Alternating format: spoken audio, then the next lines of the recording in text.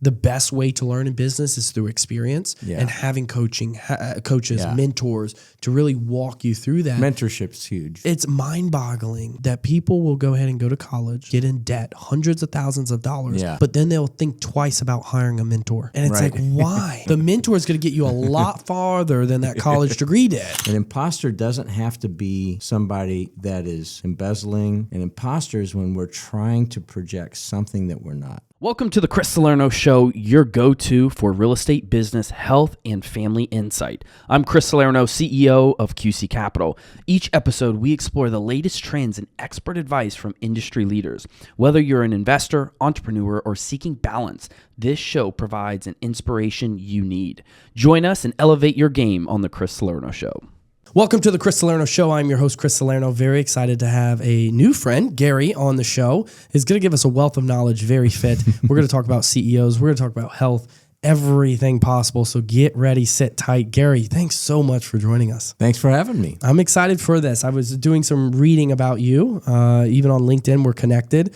So very excited to dive into this. Let's talk about your background and let's go from start to finish ever since, where you were born, the high school, all of that. What was your interest? Let's start there and then we'll get to where you're at today. Well, I'll start with the stuff that actually matters and has a thread through my anything but typical journey. Okay. Born in the middle of a railroad town, a little town of 16,000 in Holding in Kansas. Oh, wow. In Kansas, where I'm from, it's a lot of farm lands, and that's where I came from, like my family's. Hardworking farm. Yeah, they were wheat farmers and that sort of thing. So I was driving tractors in my grandfather's wheat fields before I knew how to drive a car. There's no way. I was, in my early teens. Oh yeah. And so anyway, lots of interesting things there in Kansas, where I'm from. A treed lot that you pay extra for has 2 trees on it. Interesting. So when I moved to Charlotte, North Carolina in 1994, I thought, man, I just moved to a forest. Oh my goodness. That's pretty amazing. So, and back then it was a forest too. There were a lot more trees then. There was a lot less development in 1994 here in Charlotte. Oh, my goodness. You've seen it all since then. We've seen a lot. But one of the interesting things, so I wrote this book on imposter syndrome, and I realized, even though I had never even really heard this term until maybe 4 or 5 years ago, I suffered from it from, I know, when I was 10 years old and beyond. Perfectionism, feeling less than, comparing myself to everybody else, wanting to have flashier things, or wanting to have the best. Fit in. Yeah, I wanted to fit in. I didn't care about flashy stuff. I just wanted to fit in, and I wanted to be normal. I think that's a big thing in society today, especially with this generation. They have everything at their fingertips, whereas when you grew up and when I grew up, we did not. I mean, I said this on the last podcast. I went out and played. The only time I came home was to eat lunch, and the street lights came on, so I knew it was okay to go. Or I had to go home. Other than that, these kids are on these social media and they're seeing all this flashy stuff. They're seeing all this newer technology, and in schools, so and so may say, "Oh, well, I just got this," and it's like, well, maybe I need to get that so I can feel included. That is a huge thing. Yeah. And what I realized, the reason that my passion has moved very much into this whole imposter syndrome thing, they say 70% of the population deals with it, and I think it's higher than that. I think it's higher than that, yeah. But what I do know is this idea of comparison, it kills gratitude. It always does. And it's exacerbated by social media. It is. And it's not... And I started realizing it. So I knew I always felt less than, wanted to fit in. I wasn't willing to do anything to fit in. Yeah. But there was just that cloud always hanging over my head. Now, and so when when you run a company, it's a very lonely position. It's the most lonely seat in the place, right? It's basically depressing because it's so lonely. It is. I mean, it's very lonely. And then when you have situations come, you have to be mentally strong for them. You have to be mentally strong where you can fall asleep at night and wake back up knowing you're going through a lawsuit or knowing you're having to deal with, things going south. And it's not meant for everyone. That's why most entrepreneurs fail. Yeah, that's true. I'm laughing because we've been through some hellacious things with lawsuits and all kinds of threats that were really nuts. I wish when I first created my first company a decade ago, I wish someone said, hey, Chris, set aside 10 to 30% of revenue for legal cost. Because you really don't realize how quickly these attorneys will charge you for the stupidest thing. The stupidest thing, a cease and desist, blah, blah, blah, just writing a letter, you will get charged very quickly. Yeah, and, that's right. And if you don't have the money, you automatically have to throw in the white towel. Yeah, that's right. And I learned that very quickly, and I wish someone told me that early on. Now I know. Now I have a large amount set aside, to go to war with if I need to, because I realized that no matter if you're right, you're automatically going to lose if you don't have enough money to pay for attorney costs. That's exactly right. It's extortion. I mean, there's a lot of extortion that goes on just because it's less money to pay the extortion fee to the other attorney. Yeah. And I'm not trying to slam all attorneys out there. No. But they know the racket. They know it. And so you can be right and be taken down. Oh, you can. 100%. Doesn't matter. No. So anyway, that whole empathy with, hey, it's lonely. But then I started coaching CEOs in 1998. I don't have the credentials for it. I didn't then. I still don't now, as far as I'm concerned. But I got drug into it by a number of different people, and it just continued to grow. And what I realized, especially over time, I mean, I've got, 26 years of experience of and watching patterns, right? Oh, yeah. Some of these CEOs ran international tire manufacturers, and some of them were smaller, but there was a common theme. And the common theme was this. When they dropped their guard with me, this was one of their kind of common themes. I don't know what I'm doing. I'm in over my head. If people just knew, they wouldn't follow me. I'm not talking about followers on Instagram. They're I'm talking employees. about exactly. They're employees. They're C-suite executives. Exactly. And there's sometimes, and I'll be real as well. As creating the company, there's sometimes I'm thinking to myself, "Damn, I don't have all the answers." And you're not going to. You won't. No. Congratulations. You had good self-awareness. Yeah. Because if you didn't, you would be subject to the thing called the Dunning-Kruger effect, which is a heightened and overly ambitious view of your capabilities, which is dangerous. Yeah, no, very much so. One thing I do with our organization is that everyone has a say, because I'm not always right. I'm wrong. And I'll acknowledge that I'm wrong. In board meetings and things like that, I'll acknowledge, yes, I am wrong. How are we going to fix it, or what are we going to do for this solution? But I'm always open. Everyone has a voice because they may be right and they may come up with a great idea. And I'm like, damn, that's a pretty good idea. Mm-hmm. Let's see how we can run with it.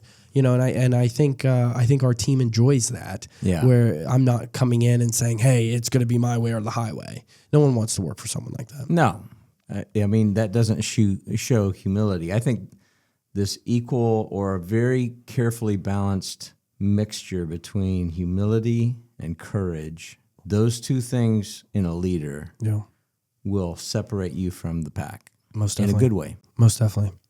Before we're going on a really good journey on this, but I want to bring it back a little bit. Sure. So grew up in the farmland, came over to Charlotte. Your parents said, hey, or at that time, we're moving. Oh, no, what was no, that? no. What did that look like? I was 32 years old when I came here. So you're 32 years old, then let's rewind it back from there. Talk to us about, the college days. If you went to college, talk to us about your mindset. I want to tap into, what made you go the route you're at today, business, working with CEOs, helping them become more efficient in their lives. accidental tourist. I planned and God laughed, and I'm not saying that in a He works in a mysterious bad ways. way, but I was trained as a graphic designer. Oh, Okay? were you? I was a collegiate. I swam in high school and college. I was a sprinter, and even looking back at this pattern, it's an interesting thing. I'm also a drummer. One thing that I learned was I swam my fastest splits on the relays. Why? Because I love winning as a team. Yeah. Far more than an individual and solo. And swimming is an individual, solo, quiet, hard, lonely sport unless you're on your relay. Most definitely. And then it's a lot of fun. So that was something that I learned about myself. But also as a drummer, I got to listen to arguably the best drummer probably on the planet, at least during my lifetime, is a guy named Buddy Rich. I could handle probably 3 minutes of Buddy Rich playing a drum solo. That's it. I could listen for days to a good drummer as part of a band. Huge difference. Oh, yeah. But I am that drummer. I am that swimmer. So I went to Kansas State University on an academic scholarship. I had a huge leg up because when I was a senior in high school, I went to college as well as I finished. I had only a couple classes in high school that I had to do. And I worked for an architect in the afternoons. So I went to college and also worked for an architect. So I had a lot on my plate. Oh, yeah. And I went into architecture, 5-year program at Kansas State, one of the best in the country. And I had an academic scholarship. I thought, this is what I'm going to do. And after the first semester, I had a professor who was on sabbatical from his job in New York City.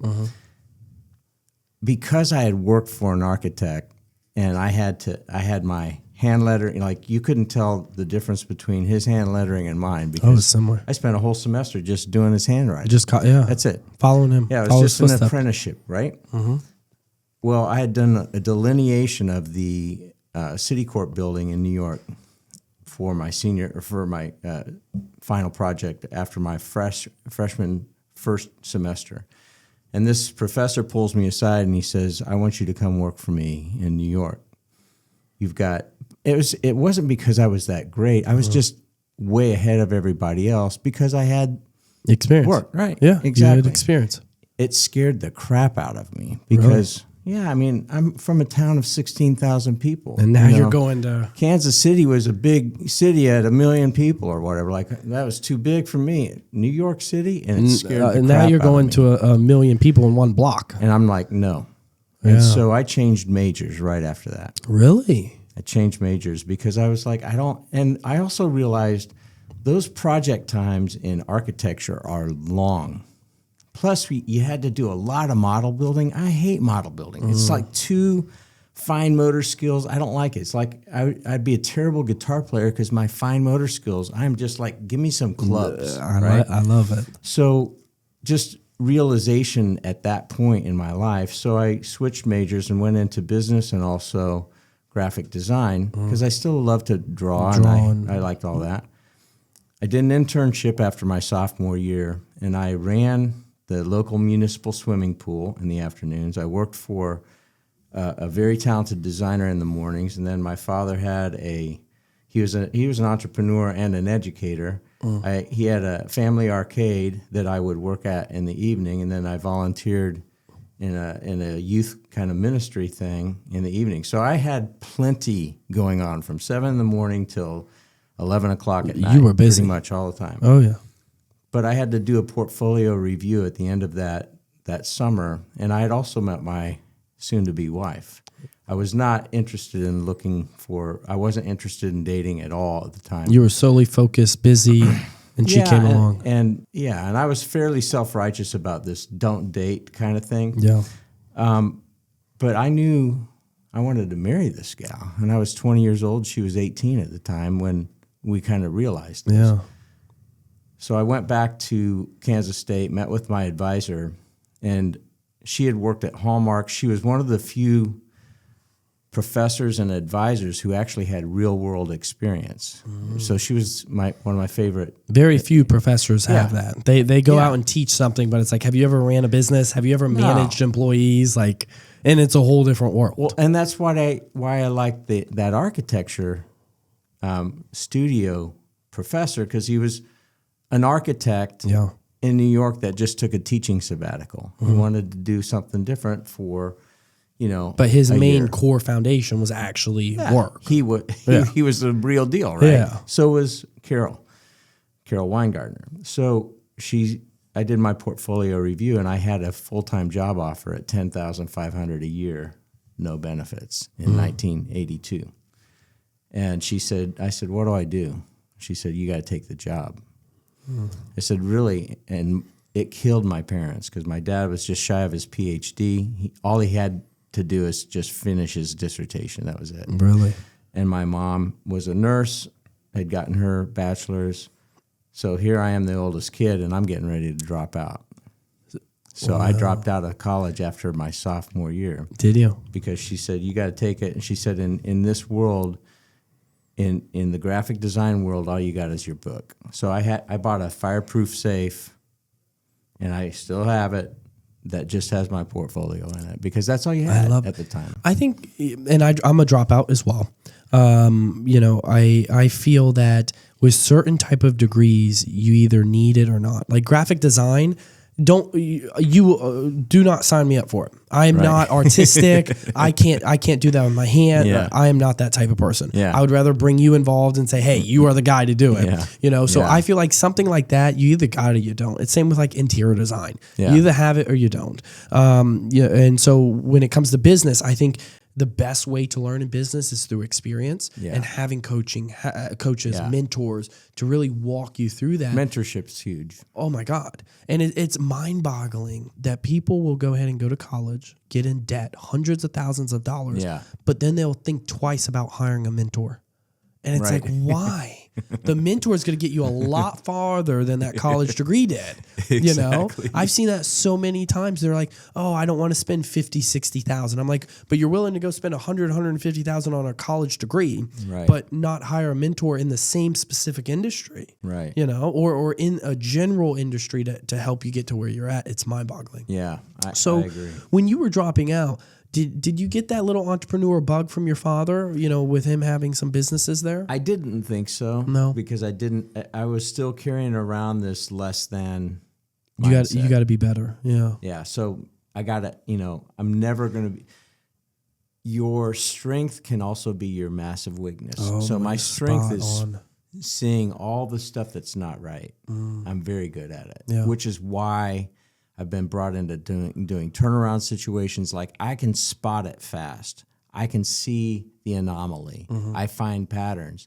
But it's also, if all you see is the flaw, the defect, there's a little crack in that wall. Like if that's all you see, you're a very tormented person. Yeah. And so it took me years to get free from that before I really understood the power of intentional gratitude. But that was an albatross that I carried for a long time. So yeah, I was a designer. Thought this is what I love to do. This is what I'm going to do the rest of my life. Was brought in to do a turnaround at the ripe old age of 28. I had no credentials whatsoever to do it. Wow. We did turn it around in 9 months, but within a few weeks, we came in second on a 4-agency shootout, and we were by far the smallest one, but we got second. Love that. Pays the same as last. So like Ricky Bobby said, if you ain't first, you're last. That's exactly what that was Love like. that But saying. what I learned was, wait a minute. We actually have something here. We came in second to the largest ad agency in Kansas that they were the primary agency for Coleman, for Pizza Hut, and also for Cessna Aircraft. We came in 2 against those guys. Well, that was pretty good. That's good. That's great. But everybody quit except for me and my partner. And he was basically bankrupt when I was brought in to do this turnaround. So we took 20% pay cuts. That's when everybody quit because we had to keep the doors open. Yeah, I do. And so we just did basic blocking and tackling. My partner was the head of corporate communications for Cessna Aircraft before he went out on his own, and he started a PR firm. And he was really good at that. 20 years older than me, also went to Kansas State, but he did graduate in journalism. They had a good journalism school. And so he said, I need you to emulate this creative shop that I had worked for that got acquired because a bigger agency wanted our McDonald's and our Coca-Cola account. Okay. And they're doing the marketing for these companies. Yeah. We were a full service ad agency. I mean, there was no internet web stuff at that point. It was just Google and Yellow Pages. It was, there was no Google. It was television, radio, newspaper, so commercials, and direct mail. Really? Wow. Wow. So TV. But let's take a little step back. What got you into that industry? My design background. You dropped out, but you were very good with design. And I was working for a design firm, and then I kept getting hired into bigger firms. Mm-hmm. I was still a designer, but then I was an art director because I could also write. And you needed to be doing television or high-level advertising. You needed to think beyond just pictures. Correct. You had to think about concepts and things that would differentiate your product or your client's product in a way that would break through but was authentic to them. So you had to have a mind. Yes. And the other thing that I was brought in for a lot of times is this one firm. I was the youngest art director there, and there were a handful of us that were selected to also run the accounts because we had enough business mind that we could speak intelligently to a marketing director or CEO. I worked with a lot of CEOs. Yeah. And I was one that could think very and creatively right brain, but I could also think very logically and systemically left brain for a left brain CEO. Not very many people could. No. And so that became another one of those anomalies. Yeah. And again, I was thinking, why am I not like everybody else? I was wanting to fit in, but I had this unique perspective, which was I could relate to CEOs many times more than I could the flamboyant creative people. Really? Yeah, and it's just because I thought more like that, even though I problem solved, right brain, very creative, very loose, very, off the wall. So again, I didn't feel like, where do I fit, But I thought, okay, all I have is my portfolio because I don't have a degree. And every job that I've had, with the exception of my first 2 out of college, was master's preferred, bachelor's required, including a couple Fortune 100 companies. Oh, yeah.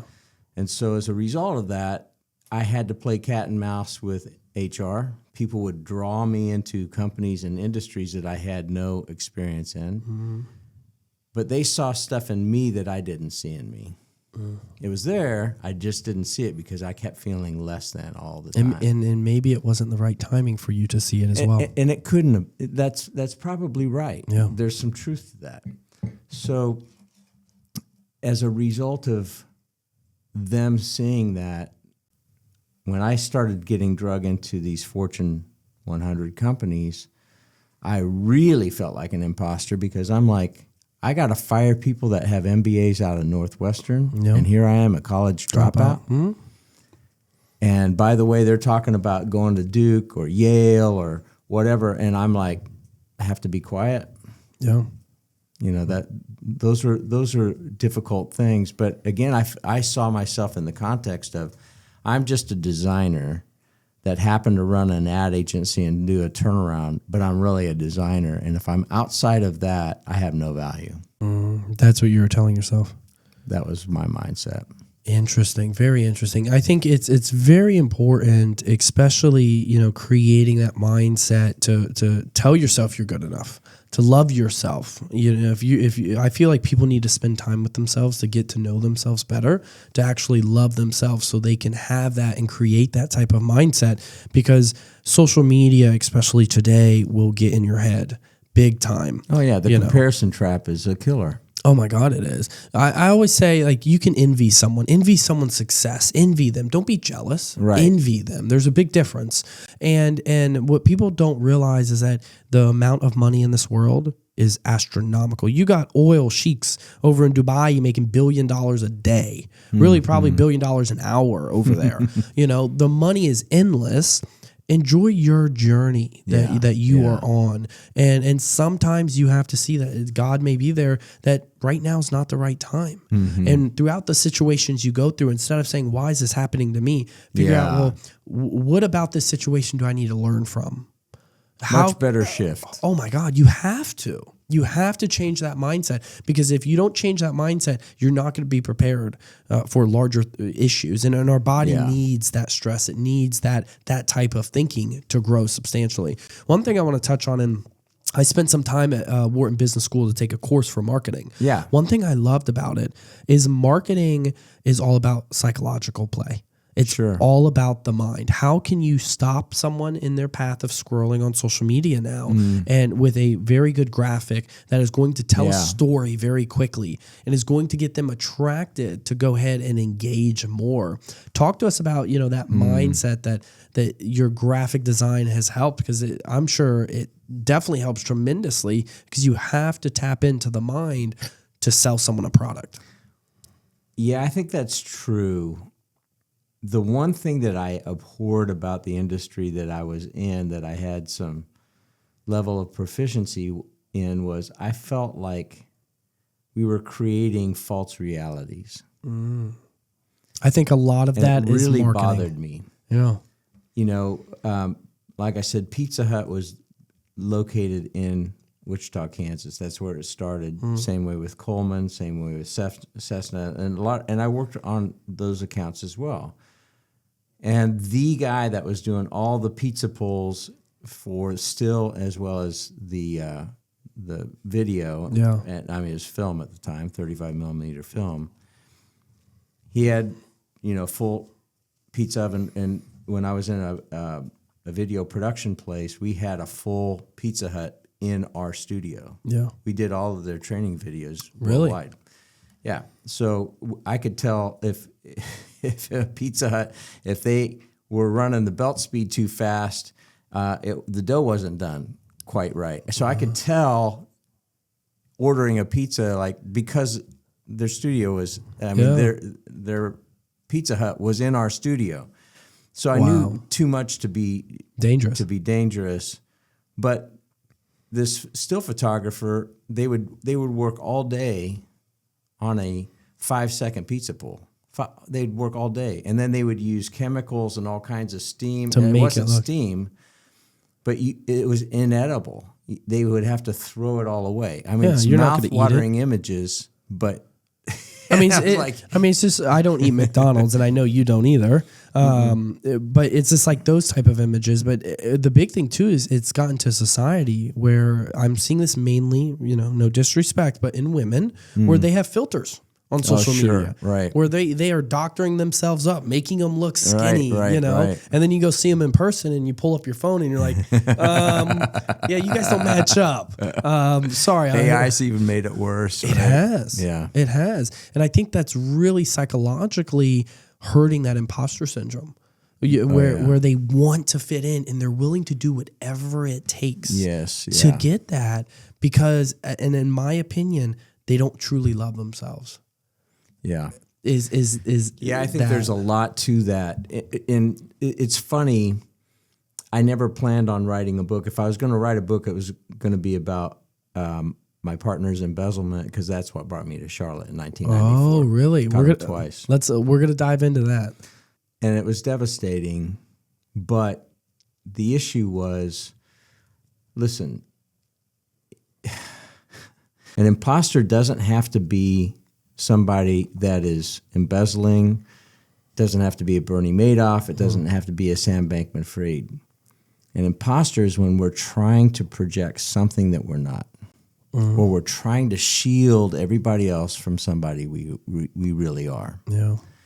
I have to have this persona because I'm in business, but I have this persona once I shut the door in my own house. And I want to say too, not wanting to die, I respect everyone's religion, but you definitely see it in the Christianity world, is that everyone is a Christian, but behind the scenes, they're totally different, and I think you see that across the board in everywhere. these days. Yeah. Well, speaking of that, I have lost over $1 million to people that said theologically things that lined up with me, with mine. Yeah. I call it being brotherized.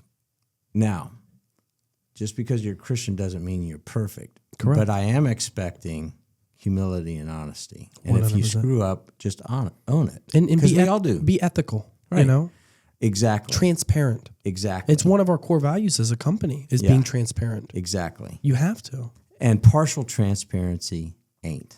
You have to be fully I think that's a reason why our investors love investing with us is because I'm going to tell you the bad news. I'm going to tell you a solution to it, but I'm going to tell you the bad news. And before you came in here, we had an investor and we were talking about a property and it's like, yes, the market is not good right now. Right. You know, unfortunately, we're going to have to hold this property longer than what we anticipated. Thankfully, we're not in a bad position to giving it up, but we're going to have to hold it longer because of the current market environment. Like it's out of our control, I know, but this is the situation we're dealt with. These are the cards we are dealt with, and you can't control what you're dealt with. You can only control how you deal with those cards. Exactly. And I think it's super important to be transparent, fully transparent. Yeah, I agree.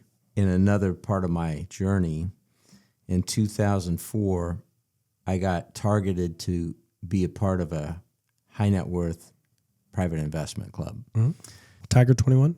Similar. R360? No. No. It was called InvestLink. InvestLink, okay. And it was started by a guy that started Bum Equipment, BUM, and he was probably 26 and made a ton of money in a clothing line, also college dropout. But it was a private investment club initially where they had these screens: high integrity, low ego, a willingness to help others with no strings. You had to have P&L responsibility in your career, and you had to have a certain minimal threshold of accredited investor plus to be part of it, and you put $250,000 to come in. No, that's all low. right. That's low.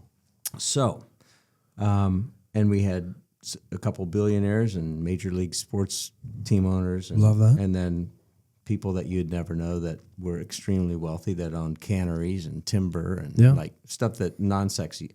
The non-sexier, the wealthier they were. We just spoke about this with our other podcast guest. He owns two very large companies. One's a hood vent company, and he manufactures hood vents over stoves. And we talked about, we're in car washes. You know, the non-sexy businesses make money. I mean, look at plumbers. Plumbers get paid more than attorneys. Right. You know, electricians, and those are necessities. Gotta have them. You have to have them. You better have a good one too. Oh, I know, right?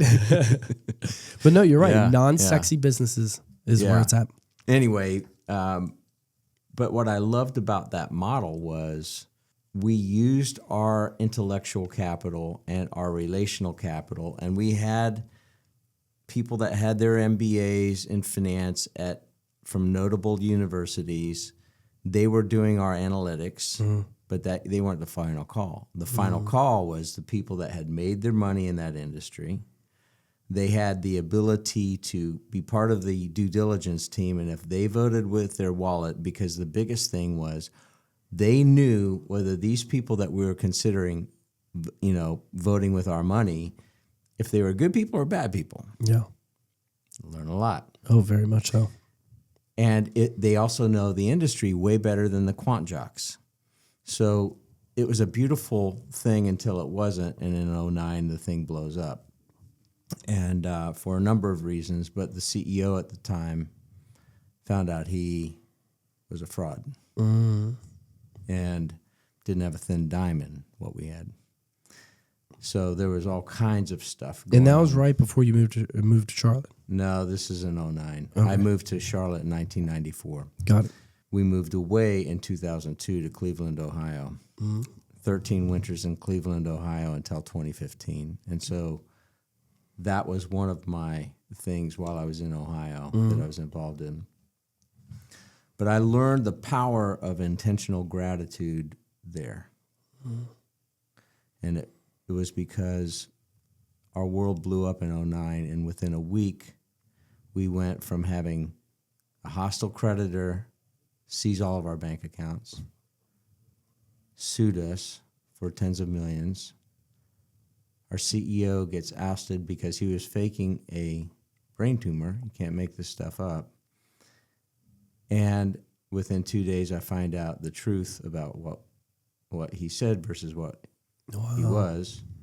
We had no E&O and D&O insurance. He had lied about that. Oh, no. And we had invested in 2 Ponzi's, a $2.2 billion and a $500 million. You guys invested passively into those? Yeah, and I had money in it, and I also had other people's money in it because I was also Series 763. Oh, so you were raising capital. Wow. So within a week, all of that happened. What was Within that 1 week. What was that mindset like? And I always say life is going to hit you, and it's going to hit you hard. Sometimes like Mike Tyson. Mm-hmm. Now, I've never been hit by him, but I can imagine it probably doesn't feel good. But when you're down, I always say keep coming. Like if I'm already knocked down and life has hit me with a bunch of situations, I'm like, keep bringing it. Like I want it all to happen right now so I can just keep going back. That's how I am as a person. Like don't make it stagnant where it's like once a week. Just bring it all. I want it all in one day. You want it to be over. Correct. Right. You know, if you're going to hit me, make it be over fast. And this was one of those deals where this happened on June 23rd, 1995. Wow. No. 2009. 2009. So right there in the crash, you know, and all within 1 week, you got all this on your plate. All of that happened. And then the board, 4-person board, they ousted the CEO and they said, Gary, stay in the ring because you have connections with all these 300 families that are in it. We had hundreds of millions of dollars in funds. That was separate. We had to protect what we had, but we had money in this stuff, but we didn't have control over some of that stuff. And we had to have somebody manage the non-toxic assets, but there was no money to go bankrupt. It was going to cost us $300,000 to go bankrupt. People don't realize that filing bankruptcy is expensive. Oh yeah, what are you going to do? Yeah, you got no money anyway, but filing bankruptcy is expensive. Right. What are you going to do? I mean, it's like that was eye-opening as well. But so we shut down 11 offices around the country and 90 people gone, and I ended up being the last man standing because of that board. And one guy that owned a NASCAR team at the time that kept me alive, and he was paying the attorney bills, but it wasn't good, man. I mean, that was in June, and by August, I was having night terrors 2 and 3 times a week. I'd wake up typically at 2 a.m, drenched in sweat. My resting heart rate at that time was 39, and I'd hit my pulse and it's 140. Wow. Felt like somebody's choking me. I mean, it's bad. It's really bad. Yeah. And night terrors are not fun. I've had a couple of them during certain situations, and your employees don't realize that. You know, we didn't have any employees left. Yeah, you didn't have any employees left. But when you have employees, you have to show up, you know, with a different persona. And you can't let them feel that because, one, they're not there to feel that. That is your job as the owner, is to feel all that pressure, that stress. And night terrors are not fun. They are not. No, it's not. I hope you're enjoying today's episode. Just a quick reminder to make sure you never miss an episode. Stay connected with us by following us on social media platforms, Instagram, Twitter, Threads, TikTok at Chris_Salerno_. And don't forget to subscribe to YouTube to catch the video versions of our episode. You'll get exclusive content, behind the scenes footage, and much more. Head over to YouTube, Chris_Salerno now, and hit the subscribe button. Stay tuned because we've got more great content coming right after this. But it was really there that I learned I have to find gratitude. There were 2 things. I called 2 friends of mine, and both of them said the same thing. And I called them on my anniversary. We were in Massachusetts at the time because my youngest son was going to school there, and I had 2 kids in college. I'm like, hey, there are no guarantees. Like, I'm out. I'm done. Like, I didn't lose my house, but it wiped us out. And so it was beyond devastating, but you know, I had people say, Gary, you look like you're going to die. I'm like, I want to die. You know, I didn't want to kill myself But I was You were genuinely drained. bummed when I woke up in the morning. You were drained of everything. Yeah, I was like, my wife would have done better with the insurance money. That's how I felt. But I had to find intentional gratitude. So I called these guys on August 20, which was my anniversary, and I left them both voicemails. One guy's here in Charlotte, one guy's in Boise, Idaho, and both of them have been through fire, tremendous fire, and yet they've been such men of integrity. And I said, this is the deal. I feel like a Raggedy Ann doll in the mouth of a Rottweiler, and my stuffing is getting thrown all over the room. Why am I so powerless against this fear? Because I believe it went against everything that I believed, which was perfect love casts out fear. I was fasting, I was praying, Meditating. I was doing all that, and I had scripture cards about fear. And I said, I feel so powerless against this, and both of them don't even know each other, and they told me the same thing. They said, Gary, it's about surrender. Can you trust God even if your worst fears come upon you and he does not deliver you? That's deep. I had to wrestle with that for a couple of days because my million time a day thought and prayer was, Lord, I know you can deliver me. Will you deliver me? Please deliver me. Yeah. Can I? Over and over and over and over again. And they're like, that's the wrong thing to ask. The question is, can you trust him even if He doesn't?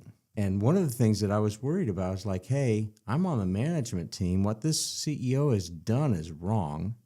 We have no E&O and D&O insurance. Do I go to prison? Yeah. Because what he did was wrong. It was fraudulent. We also had a high-level FBI guy that had put $500,000 in this thing. Oh, no. And his wife at the time was making $21 million a year at a high level in a nice corporate gig. But they wanted blood. Oh, I'm sure. They wanted blood. When things don't work out, and we raise capital from investors, into our funds, we're buying car washes, we're paying returns. When you don't hit returns, they want blood. Yeah. Like they want every little thing, even if it's a slightly lower. They don't care. They want you. Doesn't matter how much. And these guys had plenty of money. Yeah. But that was the issue. And so for me, it came down to, all right, I had to go back into, well, have you proven yourself throughout history? Yes. And we had read a book by a guy named Gary Habermas, and it was just on the historical evidence of the life, death, and resurrection of Jesus. And it has nothing to do with the Bible. It had just historical record and evidence. Extremely compelling. Oh, yeah. But then I was like, all right, is that still enough? And then I said, all right, if somebody put a gun to my head with a bullet in the chamber, ready to roll, and they said, recant your faith or the bullet's taking you out, how would I respond? I'm like, do I have any moments in my life where I would have to say, you got to pull the trigger?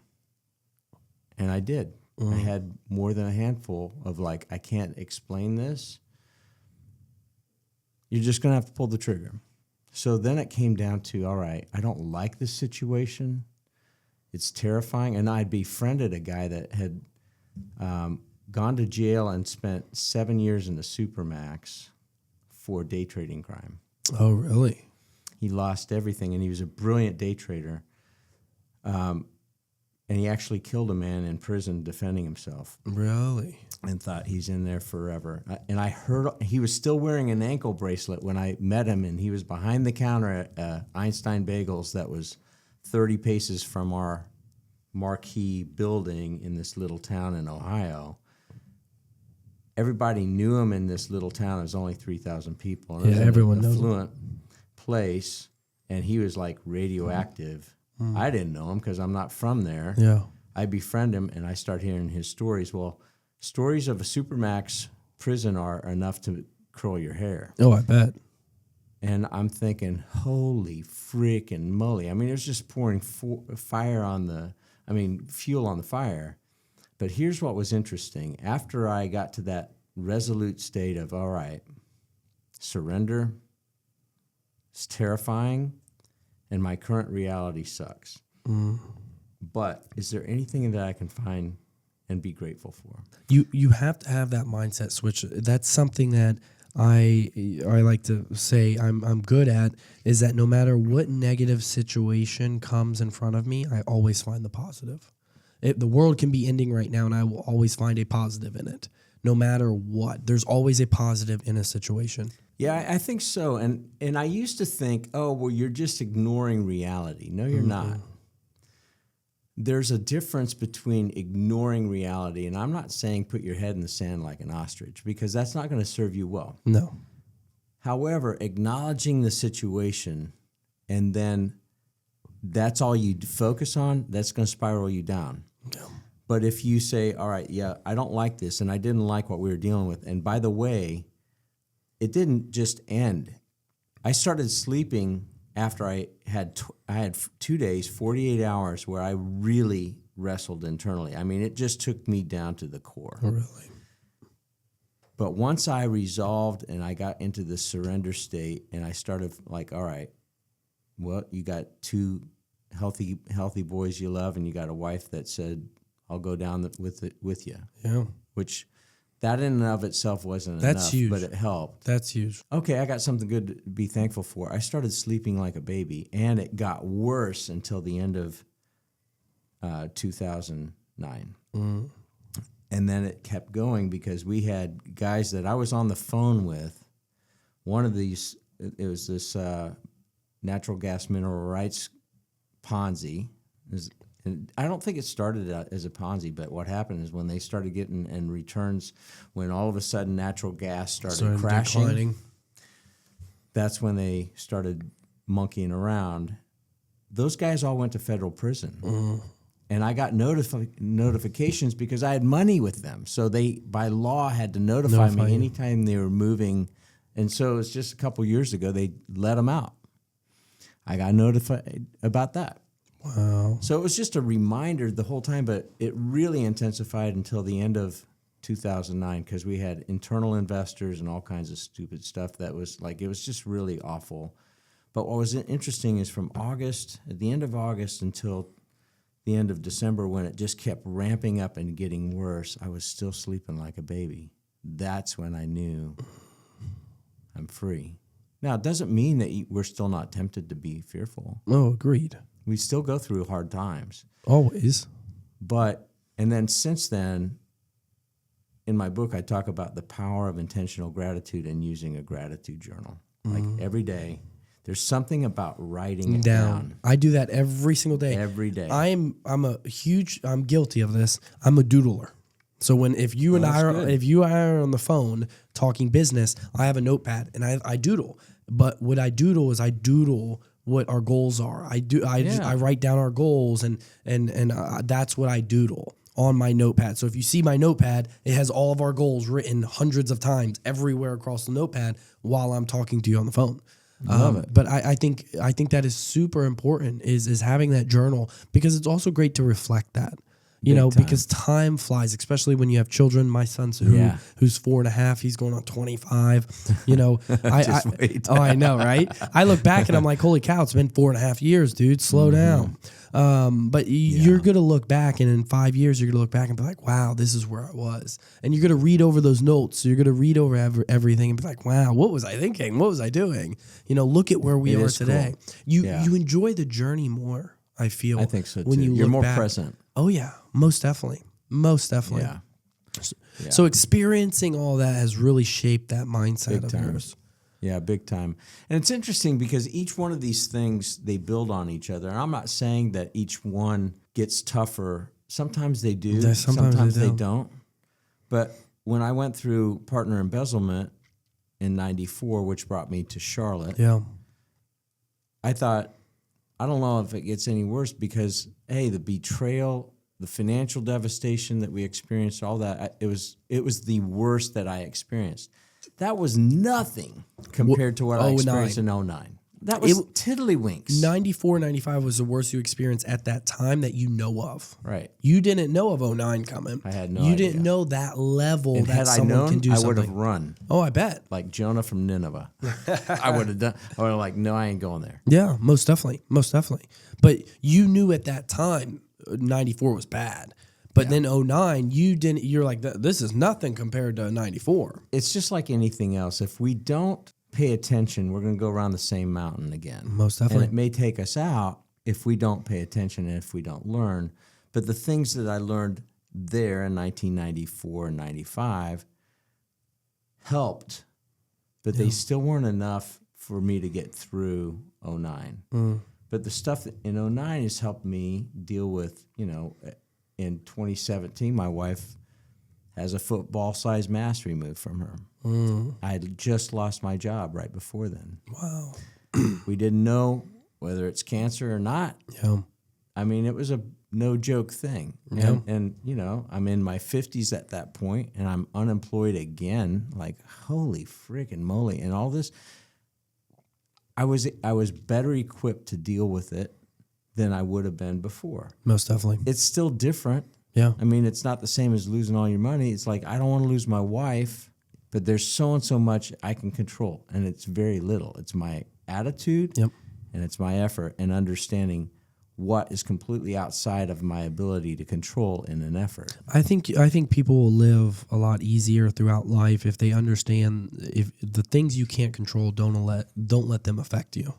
You what you can control is your reaction to those issues or situations. But if you really dread on things you can't control, it's going to bog you down. Absolutely. You have to have that mindset. And I spoke on this the other day, is that we're all fearful. We all have doubt. Sure. And we all have that little naysayer in our head. It happens to every single one of us. The goal is how can you get him to talk from 5 minutes down to 1 minute, down to 5 seconds. Right. That's the goal, is get that little naysayer to talk for 5 seconds. Boom, you're out. Boom, you're on. That imposter. Right. You don't get to keep the stage, No. and the spotlight ain't staying on you. Most definitely. Most definitely. So now, with all of that experience, you've came to the company that you have today. Tell us a little more about that. Tell us about the coaching, of CEOs and that consistency, what you're seeing amongst them all. Well, like I said, I got drug into coaching not because I had credentials. And pretty much every industry that I've done a turnaround for or grown a company, I didn't have the credentials. Yeah. Somebody usually saw something in me that I you didn't see see in at the myself. time. Yeah. And so that is true with a lot of folks that I get to work with. And I'm very picky about who I'm coaching because I have so much time. Correct. And I don't want to be a full-time coach. Why? And I did it from 2017 right after my wife had that surgery and I'd lost this job with a publicly traded company to like, all right, what am I going to do? You're 50, what was I, 55 at the time. Nobody, and it was already hard enough for somebody to hire a guy that's had, been president 4 times, done 2 turnarounds, like non-college grad. What are you going to do with this guy? Yep. And he's over 50 and he's a white guy. Sorry, but there's age discrimination and gender discrimination at a certain point. Like, there is. And You got to call it what it is. It is what it is. So, okay, you can be a victim or like deal with it. So, Correct. like, well, what do I have? Well, I've got tons of crazy experience. Like, all right, I guess I'll coach full time. And I joined a guy that's a really good coach named Robert Fish. I brought him in to be our coach at this CPA firm.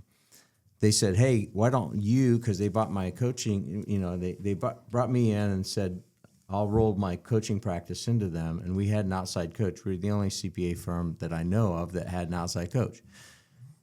And a lot of them were trying to hire me. And I thought, I don't want to work for a CPA firm. I'm not a CPA. I'm not, the finance part is not my love. Yeah. I'm proficient in it enough, but that's like my wither zone. But we had a common purpose, which was to help companies grow. And we love the underdogs. We love privately held businesses. We don't want to work with, and we don't work with publicly traded stuff. I love that. It's just not. And quite frankly, the fabric of America is built on private. The middle market between 10 and 50 million. That is where America's built on, is that middle market business. I was actually, we have a financial advisor I was talking to because we have some financial advisors that bring their clients to our opportunities. Yeah, sure. And he was explaining to me, because I asked, well, tell me a little bit about your portfolio. What do you have it diversified with your clients? And he was like, well, we've invested in KKR's middle market fund. And from the statistics, KKR's middle market fund has outperformed all of their funds. Is they're placing capital into small businesses' credit lines. So, the really small ones are highly volatile, and you don't know. Correct. But once you pass a certain threshold line, then there's at least been some time and there's some proficiency where you've been able to get past the challenges. Because each stage is its own different thing. So anyway, that's what I love to do. Love that. And that's my heartbeat. And I love Charlotte, North Carolina. Amen to that. That's why I'm back after 13 winters in Cleveland, Ohio. It's a beautiful city, great place to raise a family, middle of the East Coast, great food, great people. I don't care to move to another city. I love Charlotte. And we have trees. Yeah. We didn't have a lot of trees. We didn't have to pay extra for 2 trees on a tree lot. There you Kansas. go. Where are you from originally? I'm originally from Fort Lauderdale, so down South Florida. Okay, gotcha. But I've been in Charlotte around 18 and a half years. Okay, good. So I've been here, single father, love my son, fighting for full custody for that little man, and him and I just have a blast. We go everywhere around Charlotte. Yeah, I take him to Asheville. We're an hour and a half from Asheville, Yeah. which is a beautiful city. It is. I love Charlotte. I enjoy it. I do too. And it's and again, it's in the middle East Coast, so it's easy travel. It if is. we're heading to New York for clients or Miami for clients, it's a beautiful place to live. Yeah. Yeah. Travel is easy out of Charlotte, except for right now because of all of the construction. My wife and I were flying to Turks and Caicos in early May. There you go. And I thought, we got plenty of time. We get there, and the the line line is unbelievable. I'm like, So I'm a year freaking ago, I noticed that. So I was like, I'm gonna get this TSA pre-check. So $75 for. Do you have TSA pre-check? I've got it, but my wife didn't. Oh my goodness! So I Killed did. us. Every time I passed that, I was always telling myself I should get it. So finally, I got stuck in one of those lines. So I said, okay, I'm gonna get the TSA pre-check. $75 for 5 years. I said, why didn't I get this before? Boom. I got to re-up mine. Oh my God. as well, but I've You got gotta get your wife Jennifer on it too. Yeah, we got to get it on before we fly again. But I mean, and I'm freaking out, and because I'm thinking we cannot, like, I've already prepaid for this vacation. We can't miss it. This, Oh, I know. and it's like another day if we miss it. And tickets aren't cheap too out of Charlotte. They're like double No, they're not cheap, and they haven't been. for a When while. I was at Bank of America, we were paying way more, even as a hub, and it was U.S. Airways at the time, Yeah. than anybody else. So at times they would say you got to spend the weekend because It's cheaper. $1,200 ticket was $350 if you did a weekend Oh, stay. I know. It's cheaper. So it was cheaper for them to throw me into a Hotel. a Hyatt. Yeah. It's crazy. So anyway, yeah, You got to get her on TSA pre-check. yeah, we got to do that. That's going to be a big thing. Yeah. So when it comes to health, which is super important, we have 4 major pillars we talk about on this podcast: is business, real estate, health, and family. Yeah. Let's talk about health. You are fit. Cool. You look good. You do not look like you're in your 50s. I'm 62. And into the early 60s. You do not look like that. You are very fit. You look good. How do you maintain your health and also operate at a very high level, not only for your wife, your family, but for the CEOs that you coach and the business that you run? How do you maintain your health? And that is with intake and food. Yeah. And that's with intake and also working out. I know we chatted a little bit before this about the Murphy Challenge with CrossFit. Yeah. What opened your eyes up to CrossFit? How long you've been doing that? Let's talk about all of that. Cool. Well, like I said, I was a swimmer in high school and then college, and my mother-in-law, she was a nurse, and so was my mother. And my mother-in-law said something early on when my wife and I were, I don't think we were even married. When we got married, I was 21, she was 19. But she said, in your 20s, you're building. In your 30s, she had something like for each thing. But Yeah. I realized even in college, because I was a really picky eater, like finicky, didn't like a lot of stuff, didn't try a lot of stuff until I went to college, and then I realized, wait a minute, I'm in charge of this body. That's right.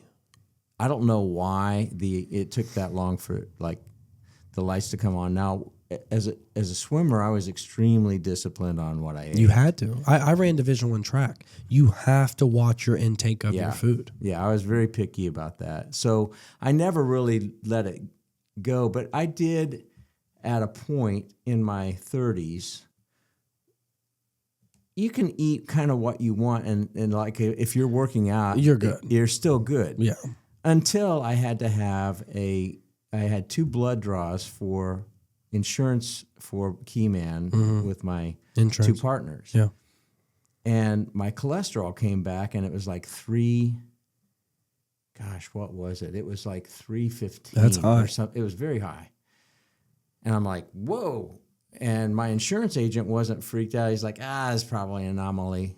They had another blood draw, and when that other one came back, it was the same thing. I'm like, something's going on. I ain't doing. But I was eating chocolate like you wouldn't believe. Oh, you love. I You wasn't got a sweet drinking tooth for stuff chocolate. but chocolate in particular, and like French fries like that. But it was really the sugars. And I thought, I am not buying into this, pharma Smart. solution. Smart. No way.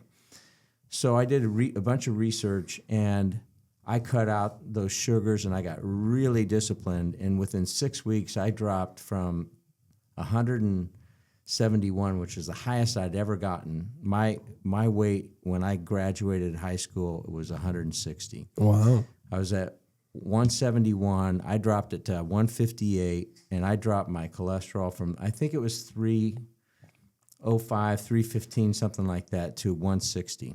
Unbelievable. In 6 weeks. Unbelievable. Soluble fiber, but like, I did all these things, and I'm like, and they were amazed. And so I've kind of kept that, and I'm still right at 160. Oh, that's good. Well, you look built for 160. Come on. You look good. You look good. I think it's super important. My mother, she's been fighting stage 4 breast cancer for going on 9 years. And when she first went to a doctor, they said you had 6 months to live, be done. And I told her, I said, you got to get a second opinion. You should always get multiple opinions. And I think the biggest thing too is that you have to watch your intake of what you eat. And a quote that Warren Buffett said, and I'll never forget it, is that if you can have any car in the world, what would it be? And, most people pick Ferraris, Lamborghinis, all those cars. And so the caveat is, though, is you have that car for the rest of your life. You cannot trade it in. You can't get a new one. Right. How would you treat that car? You would treat it like a baby. Right. You'd probably walk everywhere, or you'd drive it, but you'd make sure it's parked in the garage. Right. You'd make sure your oil changes are on time, brakes, all that, tires are done. Well, you only get one mind. And you only get one body. Yeah. So why don't you treat it like that? And that has always stuck with me, is you only get one mind. And what you put into your system will help cultivate that mindset. Meditation. I'm a firm believer of meditation. Yeah. So for me, I watch what I eat. I'm very disciplined on what I eat now. Yeah. And it's because I'm not putting fried food into my system. Yeah. I'm putting healthy food in. I'm a firm believer, because I'm not a big believer of these pharmas, especially with the government. And how we've seen the government the past couple weeks. I'm a firm believer of, if I go to a doctor, it's because I have a broken bone. I am critically ill, But if I have a cold, or if I have something like that, I'm going to use holistic type of measures to make me healthier. I'm not going to go to get these prescription pills or over-the-counter pills. I am going to do the holistic route. And I'm a firm believer of that. And more people are going that route. We went with a full naturopath I in Florida. love that. Yeah. Oh, really? I've never met him in person. He's doing blood draws every 3 months. Every 3 months. I would be interested, if you don't mind emailing me him, because my buddy uses a guy out of Asheville, holistic doctor that's a concierge. Would love to hear more about him and his background and his medicine that he practices. Yeah, we went to him because my wife, she had to have a full hysterectomy when she had that surgery. Really? And Western meds were killing her. Oh my God! And it didn't take long, and we were like, no, this isn't working. And some other women that had been through the same thing recommended Dr. Santucci down in Florida. Yeah. And so he really helped her a lot, and all natural stuff. And so we pay 100% out of pocket, and we've got insurance, but we pay 100% out of pocket. And most insurance doesn't cover that. No, because they don't want to. Number one, they don't want you to stay healthy. They don't make money if you're healthy. They make money if you're sick. Like, that's the whole pharma. That's how the whole ecosystem works. Here's an interesting thing. So one of the guys that was in our private equity group is a guy named Dr. Mike Roizen. Mm-hmm. He was way more famous than his partner, Dr. Mehmet Oz, Dr. Oz. Oh, I know. He was way more famous. Really? Because he was always on Oprah. Oh. And he's written many, New York Times bestsellers called You, The Owner's Manual, You, whatever. And we'd have him speak at some of our conferences. We would do 3 conferences a year. Mm-hmm. And we had, extremely discriminating people. They weren't fussy and they weren't demanding, but they had seen the best and the best. So our job was to give them an experience that their money couldn't buy. Mm-hmm. So one of the things that we did when we were in Cleveland, Ohio for an event, and we did them all over the country, but when we were in Cleveland, I did a live open heart surgery video cast. Really? With the CEO of the Cleveland Clinic, who it was one of his last mitral valve repairs. And mitral valve is bigger than this room on this 30-foot screen, 2 of them. And in doing that, like, who's going to be able to do that? Your money can't buy a live video feed into the OR of a heart valve repair. Well, Mike Roizen, and it's funny because he would always just say, "Call me Mike." This dude was the head of their Wellness Institute. He was also the head of anesthesiology, and he was also head of emergency care. Mm. But the Cleveland Clinic is the best in the world in heart. The best in the world in heart. Like, their outcomes are better, but he really got into the health and nutrition part, because he said multiple times from the stage, we have it on tape, and I'm thinking, are you kidding? You would say that? But he was probably number 3 guy at the Cleveland Clinic. But he had made a bunch of money. He sold a website called realage.com to WebMD, and supposedly it was like 10 figures. I don't know. Really? I know WebMD. But so realage.com.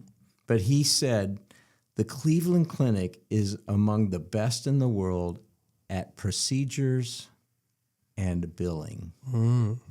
We are among the worst in prevention. And that's why he started the Wellness Institute. But so I learned all kinds of stuff about D3. You should be taking vitamin D3 before anybody else was talking about it in 2005. He was always on the cutting edge, as is Dr. Oz. And so they had naturopath stuff that they were doing. They bought and took over the former TRW Steel campus, and it was all the Wellness Institute in Cleveland. Really pretty amazing stuff. But that turned me onto it. Mm. And even before that happened is when I had that cholesterol issue, and I'm like, my spidey senses, I don't believe it. Because I had friends that were farmer reps and whatever, and they were driving a lot fancier cars than I was, and they, but they were pushing pills, they were pushing all those nasty, And so I don't believe in that, but I do think, and here's the other thing that I would say is, it doesn't matter. You can do all the right things, and it may still not be enough. Correct. There are no guarantees. No. But I want to have the best quality of life as I can, and I don't want to self-sabotage. Most definitely. So, I think we are all called to be stewards of what we have. This body is a temple. Mm-hmm. It's not a temple to be worshipped. It's a temple to use for worship. I love that. Huge difference. Very much so. But it still comes down to stewardship. And regardless of where anybody is on their faith journey, I'm not trying to shove something down anybody's throat. It's just my experience. But if we have this mindset of stewardship, having been in the financial world, where you're stewarding, it's a sacred thing. Oh, and it's my a God, scary thing. It is. It's a very scary thing. but you don't have to be fearful, but just be reverent and acknowledge it's a serious and sobering thing. Oh, it is. And the same thing of whether you're a parent, whether you're a leader in a company, our job, we're making ripples, either positive or negative, and they're hitting shorelines that we have no idea where they're hitting. That's right. But our job is to make positive as much as possible, and if we screw up and we've created a negative ripple, own it. That's right. The faster, the better. I am spot on that. And again, one of our core values is that transparency, and you have to own it. And I always say, and I tell investors, we're going to own it, and we're going to tell you how we're going to get it fixed. We're going to already have a solution in place by the time I tell you. I'm not going to say, hey, this messed up, we did this, and then that's it. Because I already know they're going to say, well, how are you going to fix it? So I might as well come in prematurely and say, hey, this is what happened. This is what we're doing to fix it. And this is what we think is going to happen after we fix it. I think more people need to be like that, but a lot of people are not. A lot of people are scared to be transparent. A lot of people are scared to say no. And that's one thing I've said is that people have a hard trouble saying no to things. And that's either accepting capital from investors that they know they shouldn't, or, saying no to a deal that you just know it's not a good deal. Yeah. What do you think is even worse than what you just described? Well, what is worse than I described, is... Or one thing that could be worse. I think one thing that could be worse is really not holding yourself accountable. Oh, that's a good one. And I think blame. It's very difficult, and that's why I encourage people to have coaches. I encourage people to have mentors, is because us as humans, just like when you on Mondays do the Murphy challenge, you can only hold yourself to a certain extent. And that's when it comes down to how strong are you mentally. I'm a big fan of David Goggins because I'm a big fan of mindset.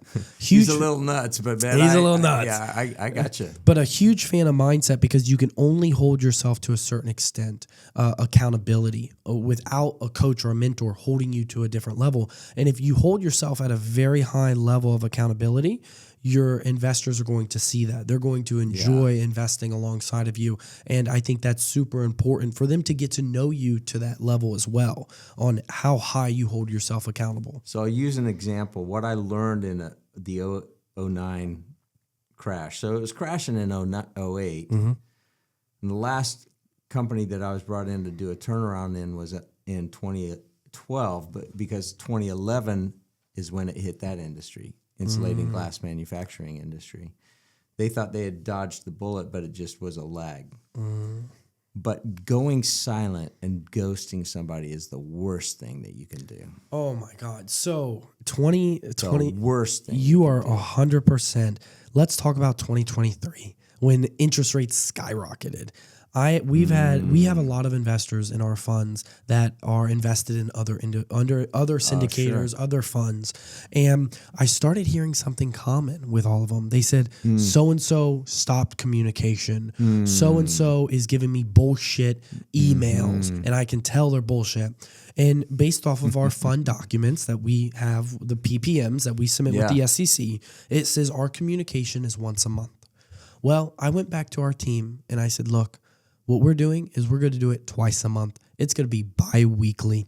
Whether there is an update or not, and we let investors know this. Look, you're in multifamily investing, and this is the time when we pivoted into car washes, and we still do that with car washes. We told them, we said, some emails that you get will be redundant because not a lot happens. You know, it's not a high transaction business like the car washes. So we said to them, a lot of these emails may be redundant. However, we are committed to over communicating. So you're going to get an email bi-weekly from us with updates on how the property's performing. And we're doing this because of the current market environment and how volatile it is. On top of that, you are now going to get quarterly video calls with myself discussing the financials of the properties. And we're doing that to over communicate in a time where something's out of our control. However, these are the cards we're dealt with, And it's how you deal with the cards that you're dealt with. And so we've decided to over communicate, because that's a big thing. People go ghost. People don't want to communicate. They don't want to hold themselves accountable. Everybody wants to talk when things are great. Oh, and most look how definitely. great we are. But when things, that's the thing that I've learned. When things are really good, that's when my partner embezzled. Yeah. Or things are really bad. Those are the revealers of character. Most definitely. There's a guy here in town. His name's Roger Braswell. He sold his company called Compact Power, I think it was $265 million. Yeah. I think that's what it was. But we had invested in these guys. And so I had money in them early on in 04. Energy company. Nope. No. Compact Power does all the trailerable and all the stuff that you would see in a Home Depot that's in the parking lot. Scissor lifts, Oh, okay. trenchers, Got it. You know, All that kind of stuff. Backhoes, that's Compact Power. Roger Braswell. Well, we had money in that. And so when the world went down, and I was on a monthly call with him and other things that we had money in. But what I really admired about Roger Braswell was when all hell was breaking loose, he was still picking up the phone. Yep. And I'd say, hey, Roger, how is it? Because it was one of the few things that we had, and we had to find somebody to steward these assets, and we found somebody called TriLink Global out of California to do it. And he'd say, man, it's rough. And they were shedding stuff. People were gone. He was working crazy hours, but he was always picking up the phone. And even though it was looking bad, I mean, they barely navigated the rocks. I mean, it was because of a great leader like Roger Braswell. And we've had him on our podcast, so if anybody listens to the Anything But Typical podcast, listen to the one with Roger Braswell. Every one of them is really good, but his story is just unbelievable. I'll listen to it. Because I lived it with him. It's not, like, I know. You were right there with him. I was with him. Only I was in Ohio and he was down in Charlotte at the time. But I think that's a huge thing. Is like, man, integrity. Yes. You could talk about integrity all you want, but I want to know, like, I just want to see. Actions. I want to see. And one thing that I want to go back to that we talked about that I barely touched on, but in 03, I read a book called The Purpose-Driven Life by Rick Warren. I've read it 3 or 4 times, but at that time, I wrote down what my purpose was. And that is what still, like, I got very crystal clear on it. Here was the thing. I want to do, and it's called Micah 6:8, but it's like, I want to do justice, I want to love mercy, and I want to walk humbly with God. But here's the thing. I've heard a lot of people that took money from me say similar things. But I want the evidence of, did I make a positive difference in the lives of somebody? Yeah. If I didn't, I'm fooling myself. Very it's much just so. words.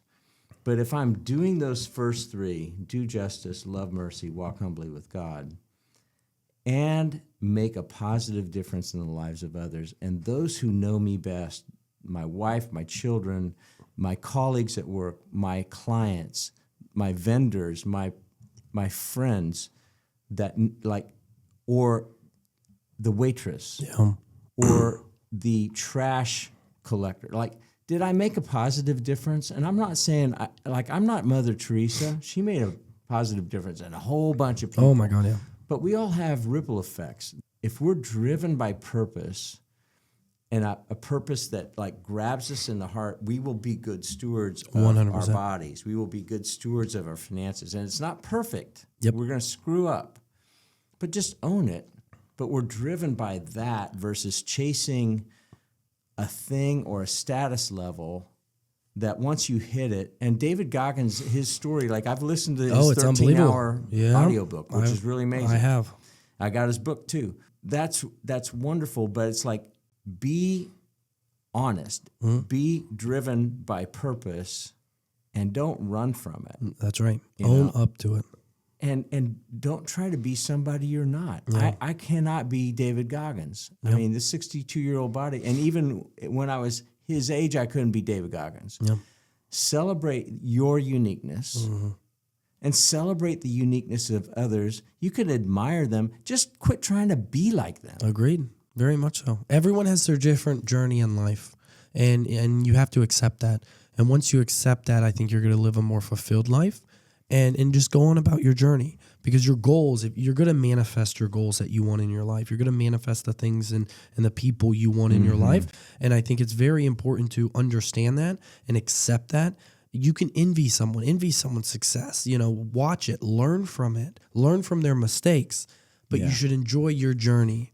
Yeah. And enjoy it. Yeah. And we all have different journeys, and our destinations are going to be different, but you can hop onto someone's journey. You and I can be friends. We can hop on each other's journey throughout life if that's our journey meant to come together for a time period and grow together. I think it's super important with that, but a lot of people will use social media. A lot of people will get wrapped up in it, and this is what you have to hold yourself accountable in your mindset, which is super important. Yeah.